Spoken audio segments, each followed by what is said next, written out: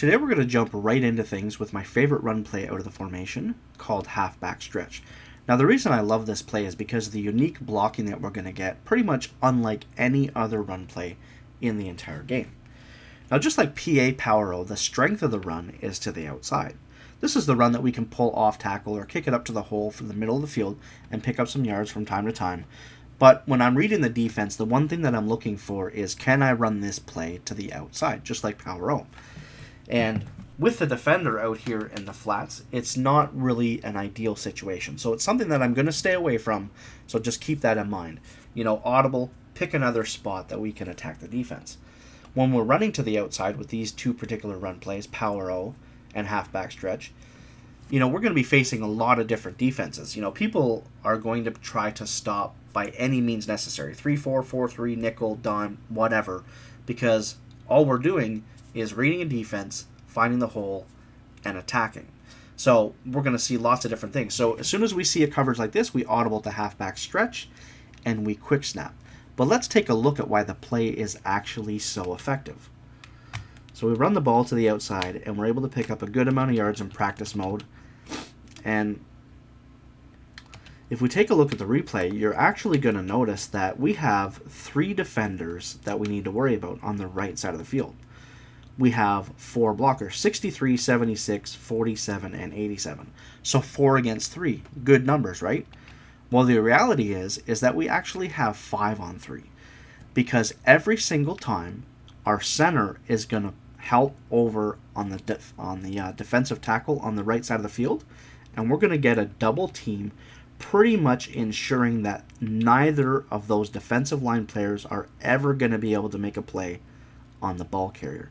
And that's what I absolutely love about this run play. Against a defense like this, which is what we're looking for, we're pretty much never going to get stopped. We got double team, and then we got Gronkowski, who's either going to take Urlacher or the middle linebacker, as you can see right there. But by the time the middle linebacker tries to come in and make a play, we're already to the outside picking up big yards. So not just against this particular formation, but any formation where we don't have to worry about an outside defender, this play is absolute money. Here's the handoff, and they'll run it. He's got a wide open alley.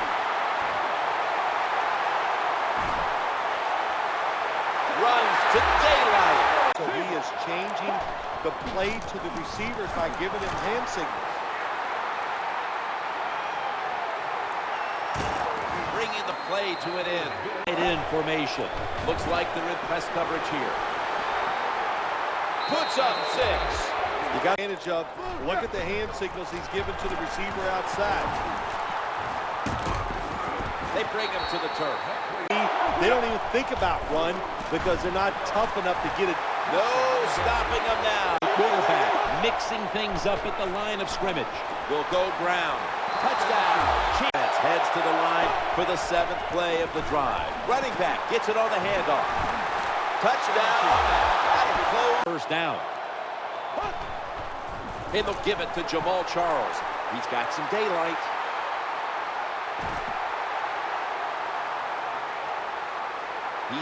He'll run it in for the score. Advantage. Here's the first snap after the big play.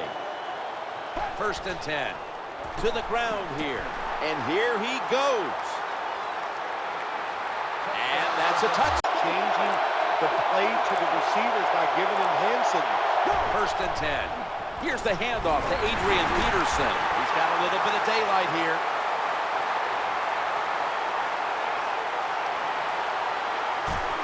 Jason McCourty, line of scrimmage. The quarterback motions the wide receiver. 2nd and 1. Peterson. Now cutting to the right side, looking for some open space.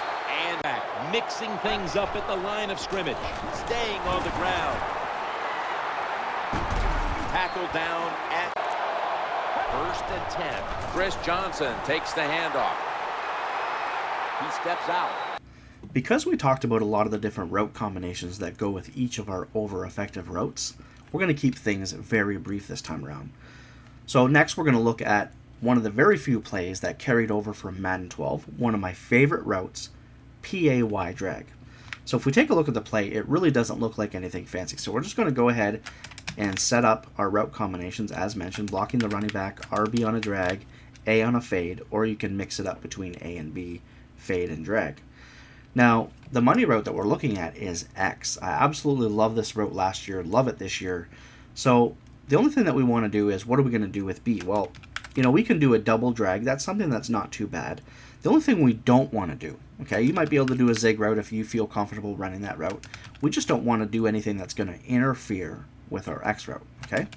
So let's reset the play, and I'm going to show you why this route is so effective. So again, we're going to face a lot of different coverages, and sometimes we're going to notice that this defender is going to be over here, or maybe he's even user controlling him and he could be right here. Well, the area of the field that we want to attack is in this area right here. So if you ever do see that, okay, just for starters, if you see coverage something like this, where this spot is open, this is definitely the play that we want to go to, okay? But even without that, we don't need to see that. And the reason is because Hayden is covering 85. So at the snap of the ball, okay, and actually, now that I think about it, normally, I'm running a very quick offense, and as soon as I see something, I want to be able to snap the ball as soon as possible. So I actually do leave this B route on his route, because if I put him on a drag, it is actually maybe going to interfere a little bit with what we're doing. So usually I'm just kind of setting up, block the running back, RB, A, and then try to snap as soon as I motion this guy one step, okay?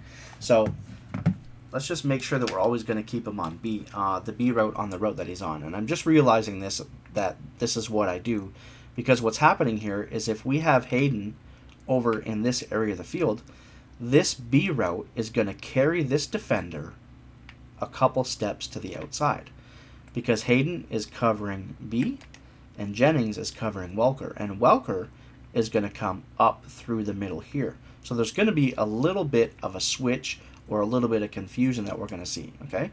So let's just go ahead and reset the play. And last year we were motioning a half a step inside and snapping the ball. Well, this year we actually need to motion half a step outside, snap the ball, and pass lead inside. Now, I absolutely love this route. I only got 5 yards that time. It wasn't as effective. Let's just set it up again and do it one more time. And as you can see here, he's going to just blow by the defender a large majority of the time. Let's take a look at the replay.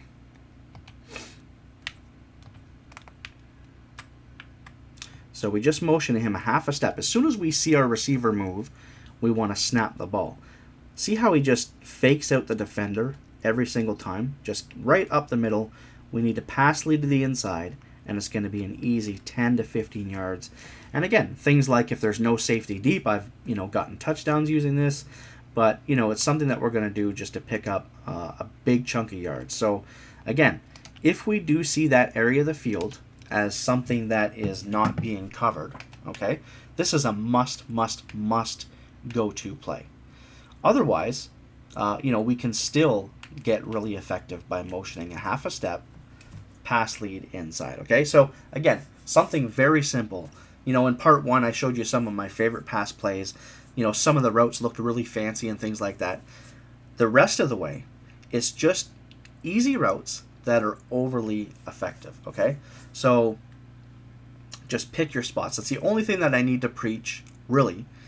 The scheme speaks for itself. It's very easy. It's all about you looking, finding the hole, and going, this is the play, and really there's nothing that the defense can do. They can't continue to change their defense over and over and over. You're just going to be able to attack the area of the field that's not covered.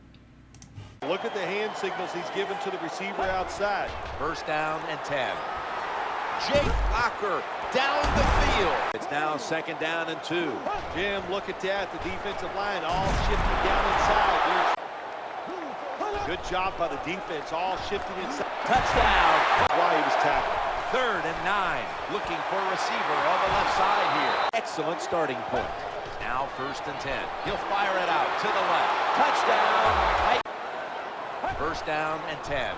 Looking across the middle. He's got the grab. A lot of shifting to the left by that defensive front. He'll throw it over the middle. Brings it in. Touchdown. This game is tight. Every team puts in their offense when they go to training camp. Looks to his left. Easy catch there. Going across the middle, and he pulls it in. There's the tackle, but... Now we're going to take a look at my favorite pass play from last year, and the play is called Smash Drive. Now, it's not quite as effective as it was last year, but it still is a very solid play. So let's go ahead and set up our route combinations by blocking Y. And as you're going to notice here, look at our drag route run by RB. See how it only goes to the numbers on the left side of the screen? We always need to put this on our own manual drag route, because now he's going all the way to the left sideline. For whatever reason, the default drag route sucks. So I always make sure that I manually change it. Now we can put A on a fade, but for this particular play, I actually like to keep him on his in route, because the two routes we're going to look at are X and B. And, sometimes in, real life football and even in Madden, it's all about progression reads and timing. So the reason I like to put A, leave him on his in route, is because by the time we're done reading X and B, if they're both covered, A is just about to hit his prime spot to be open. So that's why I like to leave him on his in route. But that's not necessarily something that we're going to discuss. Again, I'm just going to discuss the money routes, okay? Any other routes are just going to be self-explanatory, and I pretty much explained to you why I like to leave him on the in route now. So, again, now we are going to face lots of different coverages, and one coverage that we're going to face is off coverage. So far I've showed a lot of man, press, this, that, and the other thing.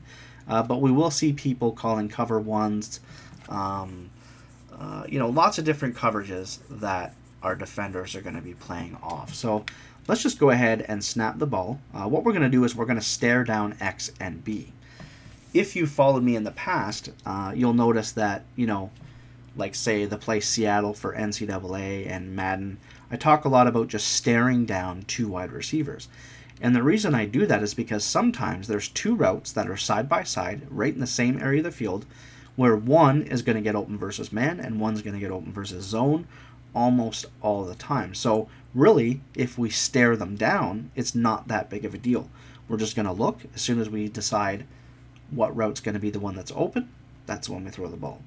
So let's just take a look. And right there we get the nice little curl route. I'm actually going to run it again because I was too busy looking at something, and I'm just going to run it again here. And as you can see, once he's about to turn around, we get 10 or 9 yards on the play.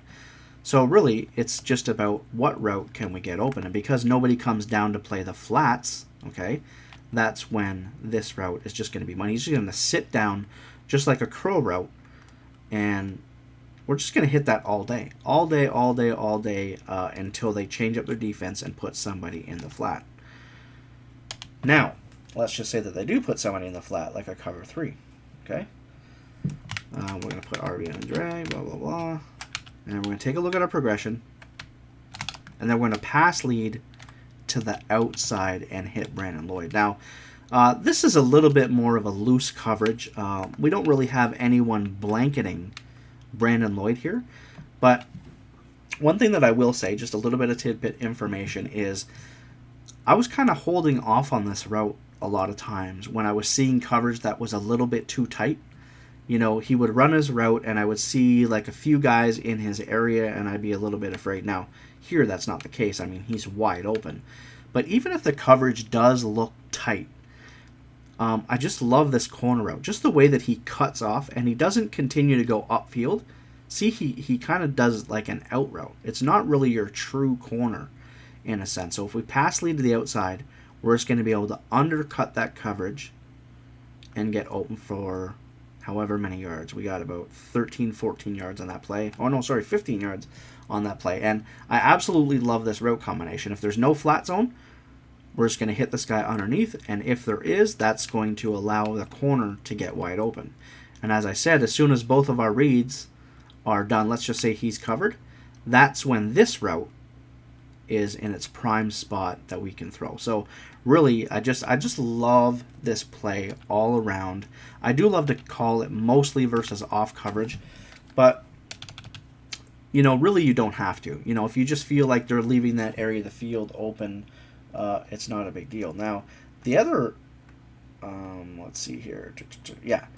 So we're going to go against a cover 1, and I absolutely love this against a cover 1 even more. If you're not aware, let's go and set it up.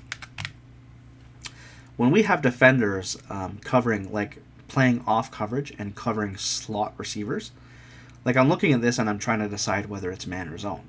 So if it's zone without a flat, I'll hit X. If it's zone with a flat, I'll hit B. But what if it's a cover 1? What if it's man defense? And I absolutely love this because they're going to get torched every single time. Just look at the separation that we're going to get. And that's only versus well, not only versus a cover 1. Sometimes it depends on how good the corner is. But every single time it's cover 1 defense, this route is just going to annihilate. And it looks like they're playing tight, but it doesn't matter. And this is in any play, to be quite honest with you. If your opponent is playing cover 1, our slot receiver on a route like this, on any corner route, is going to destroy their man. Literally, it's not like this is just a one fluke time. We're going to get 5 to 7 yards of separation, be able to make an easy completion. So when I do see off coverage, this is something that I really love to go to. And again, you know, we always have our drag over the middle of the field, you know, our different routes. Then again, as soon as we feel like they're covered, I mean, look at this. We got this route nice right over the middle of the field. So I just love this play, again, versus off coverage. So that's pretty much it for that play. And let's move on to the final play of part 2. Actually, before we move on, there is one aspect of this play, smash drive, that I did forget. You're going to notice in the gameplay footage that every once in a while I'll motion out X just a half a step and do a quick hike. Last year, when I knew I was facing zone coverage, I would motion X out a couple steps, and other than cover 2, it beat every single zone in the game. That's why I love this play so much. But this year, rather than motioning out 2 steps, we're just going to motion out a half a step and throw the ball as soon as we can.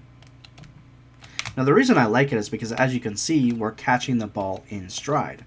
When it comes to the curl route just sits down and we're going to pick up maybe a solid 5 or 6 yards every single time. But as you can see here, we're catching the ball in stride and able to take it upfield. You're going to notice I'm going to get touchdowns from this. I'm going to pick up a lot of yards running this play in game. So just keep in mind that this is an option. Now, the bad part is it's not 100% effective. If you motion the guy out half a step and snap the ball, sometimes the ball gets overthrown, things like that. But sometimes it's a risk worth taking because it's one down, big deal. As long as you're doing it on, say, an early down and maybe not a third down, you're able to pick up a lot of yards. So take a look at the quarterback. As soon as we hike the ball, we're throwing the ball. So it's literally snap, it's motion, snap, throw. No hesitation whatsoever by a quarterback. So you're going to want to keep that in mind. I've tried to teach people the snap throw concept before, and they'll drop back a couple steps and whatever.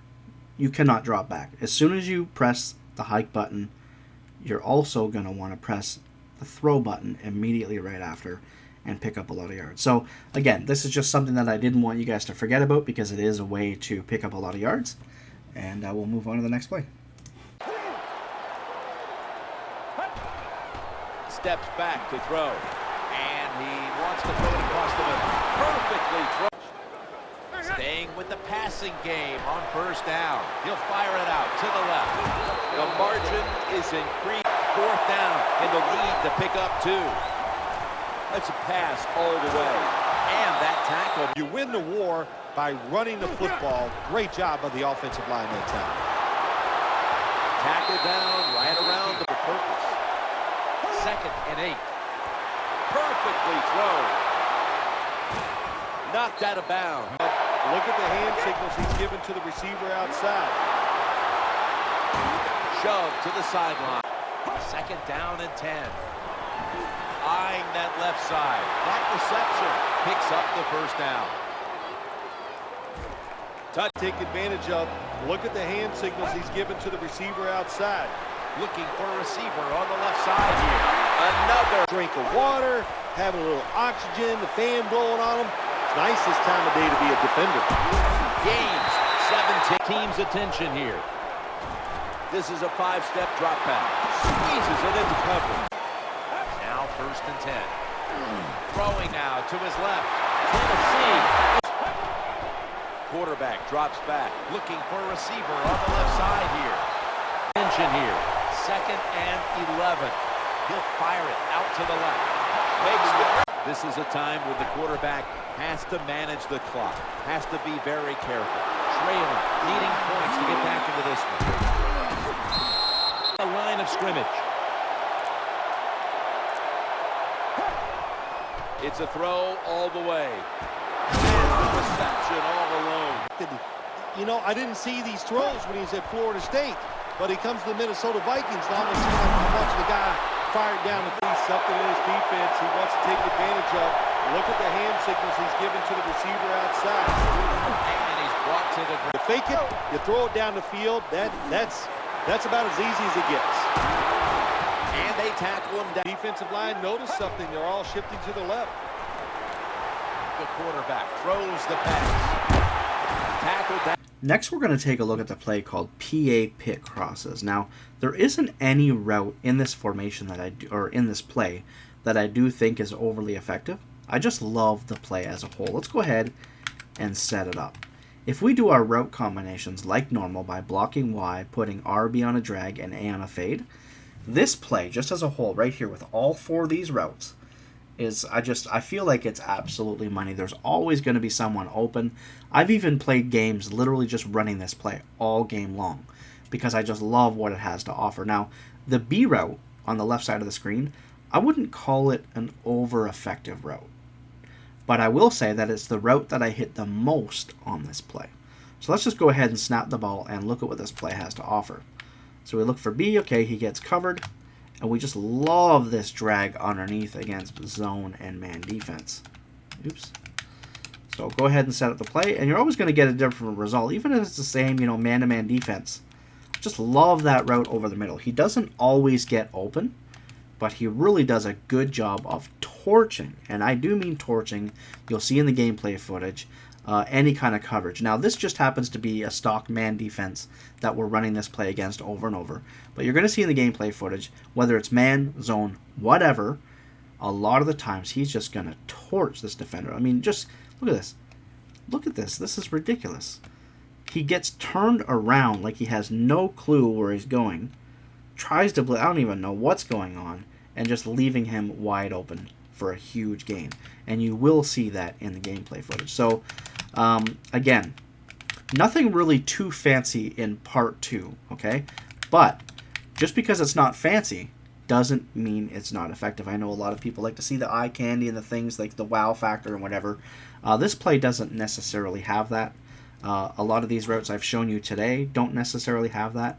But man, I love this scheme, and I just love how everything goes together and these routes are effective. Now, the comeback route on the outside, this is a route that I know a lot of people love. So let's just say we take a look at B, we take a look at RB underneath, we take a look at A. Again, it's all about timing. Once we make those reads, the comeback route takes so long to kind of progress downfield that we're able to make our first 3 reads and then hit the comeback route on the outside if we see man-to-man defense. Now, because we do see man-to-man, let's go ahead and run it, whether it works or not. The way we want to throw it is before our defender even cuts on that last cut, we want to be able to throw the ball. So let's just go ahead, snap, and see. So right there, as you can see, we want to throw it just before he turns around. It wasn't necessarily the greatest result. I mean, he did actually get wide open. It was just, I don't know, he dropped the ball. So let's go ahead and zoom in. We're going to watch. He comes upfield. Just before he makes his cut, I throw the ball right there. And look at the defender. Again, this is all the glitchiness of some of these routes this year. Every year has that, right? You know, one year it's a corner route. The next year it's a slant out. And that's so and so and so and so. This year, the comeback route is effective pretty much for the first time since Madden 08. As soon as we... look at this. This is just, again, ridiculous. I don't know how Welker drops the ball, but he does. So that's how we're going to be able to throw the comeback route. And these are very easy reads, man. Anybody can do this. It's the same stock setup that we have. We're just going to leave the left side alone. And, you know, we're just going to be able to hit whoever we want versus man or zone, as you will see in the gameplay footage. So we're done with part 2. You know, my video card went a little kaput there yesterday, so I wasn't able to get the video up on time.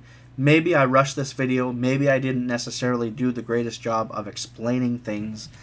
But when you look at this, I mean, if you haven't seen, again, I just want to remind, the tutorial on how to throw fade routes, and you're wondering why I'm always putting like A on a fade and RB on a drag, it's extremely effective. Go take a look at how to beat bump and run coverage. I have a video on here. It's very, very simple. We just want to pass lead to the inside and click on and go get the ball, okay? So a drag anybody can throw, the fade anybody can throw. We got blocking. I mean, it's not hard to throw the B route. Really the only route you need to worry about is the timing of that comeback route. So we're done part 2. I hope you guys really like it. We're going to come back with part 3 and maybe even a part 4. What I want to do actually is, once I'm done showing you guys all the plays and all the different schemes that I have mixed in with this formation, I'm actually going to ask you guys if there's anything that you have that you can add to what we've done. And depending on the responses, I might make a part 4 of kind of community input or community plays and setups and things of that nature. So anyways, I will see you guys in a couple days. Look at the defensive linemen talking. They're all now shifting to the left. He'll fire it out to the left. Victor Cruz rolls it in. There's nothing like. This will be the 8th play of this drive. Trying to work the middle of the field. The Jets Many times. Throw it to the guy is open and see if the defense can make the tackle. The quarterback throws the pass. Tackle down, right Back. Can he get past him and block the linebacker to free up the halfback so he can go in between them and get in the secondary and make a big play? That's a gain of 6. Lead. Can you hold him till field goal try? Well, we'll find out. And he touchdown. Adding up. The quarterback throws the pass. That picks up 7. Up here. 2nd down and 10. Trying to work the middle of the field. Instructions. And he wants to throw it across the middle. That picks up 7. Good screen plays, or if you want, you can still throw it down the field. Eyeing that left side. Makes the catch in the open field. The tackle's going to be made. The offense heads to the line for the 7th play of the drive. Dustin Keller makes the catch. 1st down coming up. Looking for a receiver on the left side here. Reggie Nelson. Play number 6 coming up on this drive. 3rd down and 10. Going across the middle. Jumps up into the air and makes the grab. Now 1st and 10. He's scrambling down. Off the mark. Oh, the wide receiver.